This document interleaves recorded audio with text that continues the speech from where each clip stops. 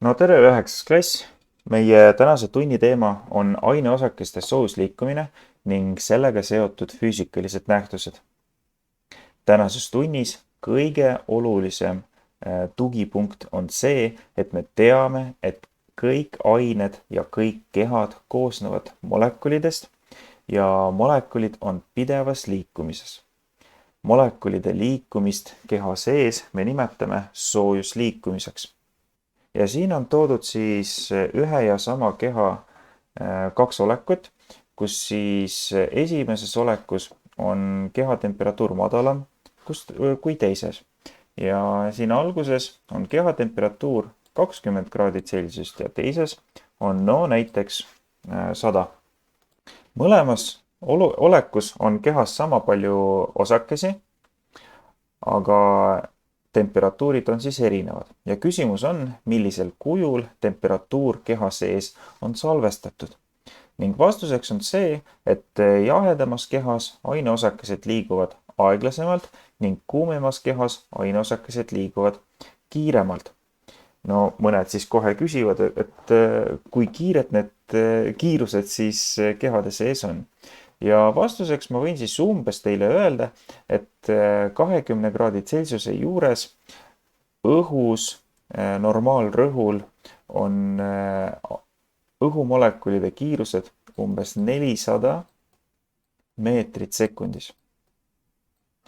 See võib tunduda väga suur, mis tõesti inimese jaoks ka on, aga siin tuleb arvestada sellega, et kõik need liikumised toimuvad ülimalt väikestes piirkondades.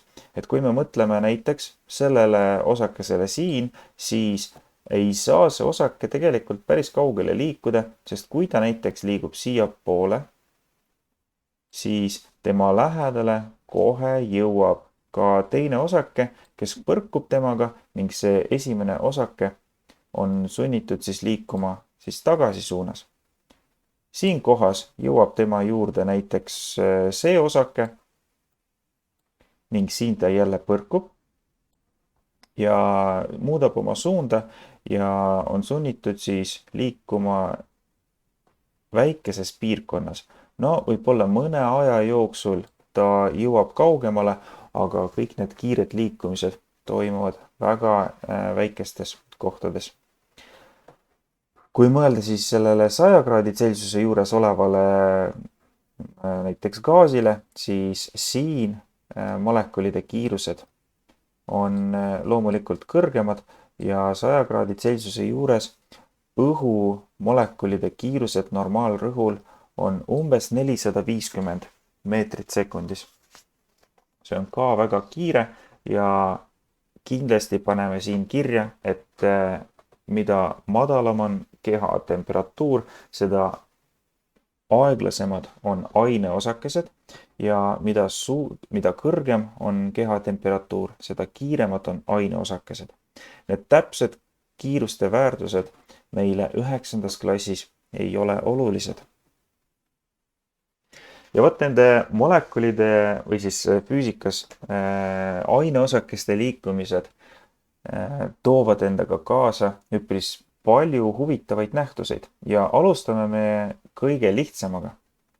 Ja selle füüsikalise nähtuse nimetus on siis Browni liikumine, mis on üpris lihtne füüsikaline nähtus. Ja see nähtus seisneb selles, et kui me mikroskoobi all ja see nähtus seisneb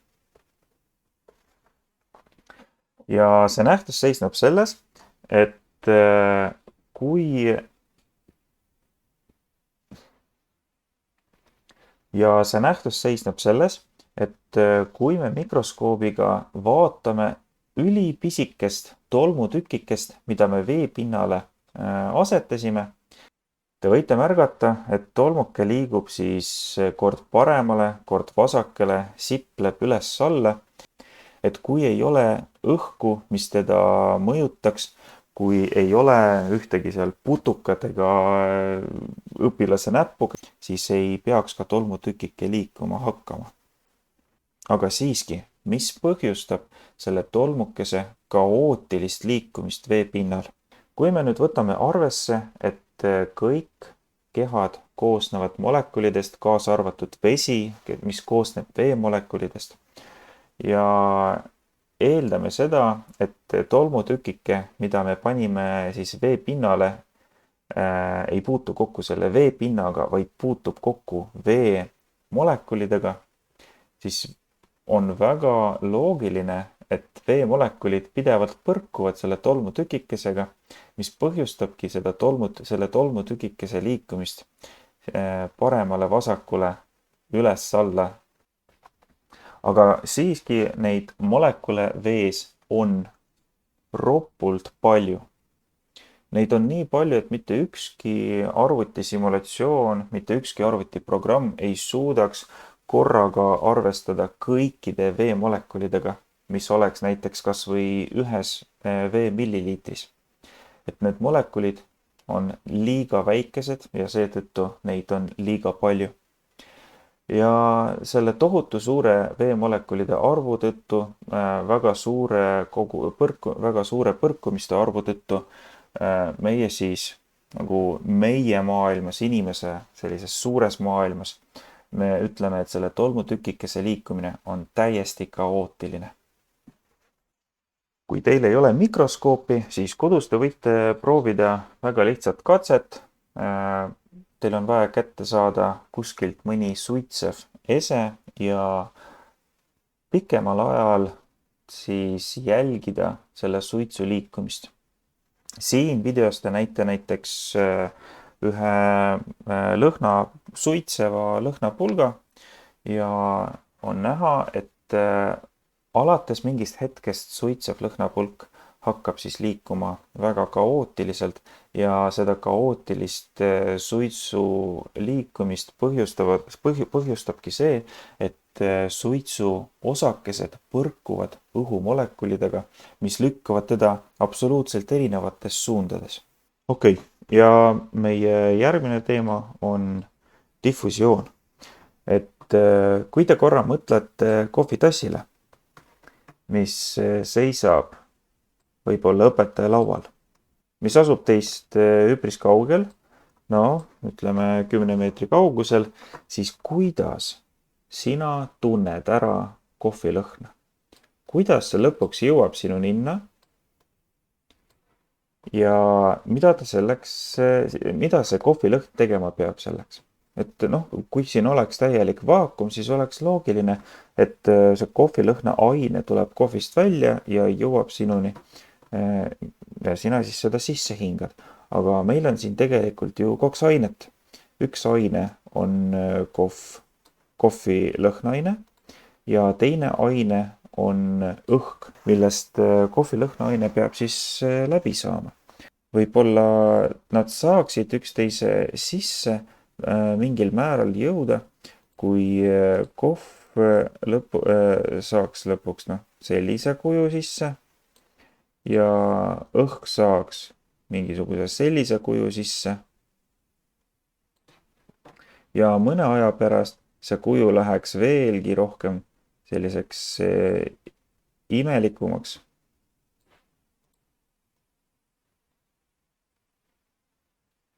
Aga sellisel juhul see nagu kohvilõhna sisenemine õhu sisse ei oleks see kohvilõhn ei jõuaks kaugele. Aga kohvilõhn ikka jõuab väga hästi sinuni. Ja selleks, et seda protsessi mõista, on jällegi vaja mõelda sellele, et kohvilõhna aine koosneb ka molekulidest, nii nagu koosneb ka molekulidest ka õhk. Ja siin me võime siis kujutada ette, et punased pallikesed on kohvi lõhnaaine molekulid ja heledad pallikesed on siis õhu molekulid. Ja näeme, et molekulide liikumine ja põrkumine põhjustab seda, et üks aine vaikselt hakkab jõudma teise aine sisse. Et mitte ainult kohvilõhnaaine liigub õhu sisse, vaid ka õhk liigub kohvilõhnaaine sisse. Protsessi, mille käigus 2 aineosakesed tänu soojusliikumisele ja põrkumistele jõuavad üksteise sisse, nimetataksegi diffusiooniks. Siin aga on ka võimalik võrrelda, kuidas toimub diffusioon külmas keskkonnas ja kuumas keskkonnas. Vasakul on külm keskkond, paremal on kuum keskkond. Ja see protsess toimub, kuni ained on ruumis ühtlaselt ära segunenud. Aga mis juhtub, kui meil on vaja jälgida, kuidas segunevad omavahel kaks ainet, millel on siis erinevad molekulide suurused. Ühel on väikesed molekulid, näiteks vesi, ja teisel ainel on väga suured molekulid, mis oleks näiteks toitaine või siis taimede puhul mõned soolamolekulid, suhkrumolekulid, mineraalide molekulid. Et siin on tegelikult küsimus, kuidas vesi jõuab taimede juurde sisse. Ja võib-olla bioloogias te seda teemat olete käsitlenud, aga siin me võtame seda veel kord, sellepärast et see on puhtalt diffusiooni teema ja selle bioloogilise protsessi nimi on osmoos. Ning kujuta ette, et siin vasakul on siis taime juur, kus on siis väga palju toitainet ja on ka mingi kogus vett. Seal on väga väike toitainete kontsentratsioon ning väga suur vee kontsentratsioon ning juure sees on väike vee kontsentratsioon ning suur toitainete kontsentratsioon. Ja evolutsioon on väga kaval ning on leiutanud selliseid membraane või siis kilesid, millel on kindla suurusega avad. Ja sellest avast saavad läbida, seda kile saavad läbida ainult need osakesed, mille suurused on väiksemad kui membraani avad. Et siit on siis selge, et toitained välja liikuda juurest ei saa, aga vesi saab juurest välja liikuda ning vesi saab ka juure sisse liikuda. Teeme selle asja natukene selgemaks, et paneme näiteks kirja, et toitainete kontsentratsioon näiteks oleks 80% juures ja vee kontsentratsioon on sellisel juhul 20%. Ning väljaspool toitainete kontsentratsioon on ülimalt madal ning vee kontsentratsioon on peaaegu 100%. Et jah, veemolekulid saavad siit välja liikuda, aga veemolekulid saavad ka sisse liikuda, kuid toimub reegel, et aine, mis on võimeline seda membraani läbida, liigub siis sinna suunas, kus on selle aine väiksem kontsentratsioon. Juurdes on kontsentratsioon väiksem, seetõttu ka veemolekulid hakkavad läbi selle juure membraani liikuma juure sisse. Ning toimub see protsess sinnamaani, kuni nii juures kui ka mullas on vee kontsentratsioon üks ja sama. Et kui vett siin väljas hakkab nüüd vähem olema, sellepärast et osa veest läks juure sisse, siis kontsentratsioon langeb 95%-ni ning juure sees kontsentratsioon hakkab tõusma ning tõuseb see sinnamaani, kuni see ei ole sama, mis väljaspool ja diffusioon lõpeb, kui juure sees on vee kontsentratsioon ka 95%.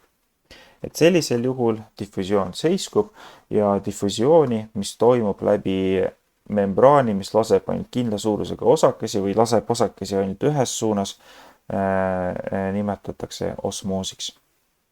Siin kohas diffusiooni kohta te võite huvitavat katset teha, et võtke palun lõigake kodus loomulikult, lõigake endale 3 sama suurusega kartulikuubikut, näiteks sentimeeter korda sentimeeter korda sentimeeter. Võib ka suuremaid lõigata ning asetage need need kartulikuubikud erinevatesse veelahustesse. Et võtke kas või kolm joogitassi ja valage sinna erinevad veelahused. Et esimesse valage sisse lihtsalt destilleeritud vesi, teisse valage sisse kraanivesi ning kolmandasse valage väga soolane vesi. No, tähendab, et nii soolane, et sinul oleks vastik seda juua. Ja vaata, et kartulikuubik oleks siis vees täiesti ära uputatud ning jäta see seisma kuskil 5 tunniks, pane see õhtul sisse ja hommikul vaata, mis juhtub. Vaata, et 5 tundi oleks läbi. Et kartul on siin seesama nii-öelda taimejuur.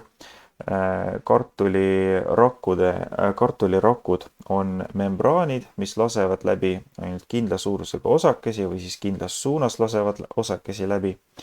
Ja kartuli sees on vee kontsentratsioon siis kas rohkem või kas kõrgem või madalam kui kartulist väljaspool.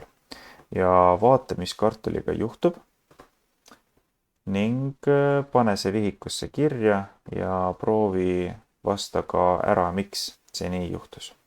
Ning selleks, et sa küsimustele vastatud saad, lõika ka 4. kartulikuubik, pane see kile sisse või fooliumi sisse ning aseta see külmkappi. Et see kuubik on siis kontrollkuubik, sellega ei juhtu mitte midagi.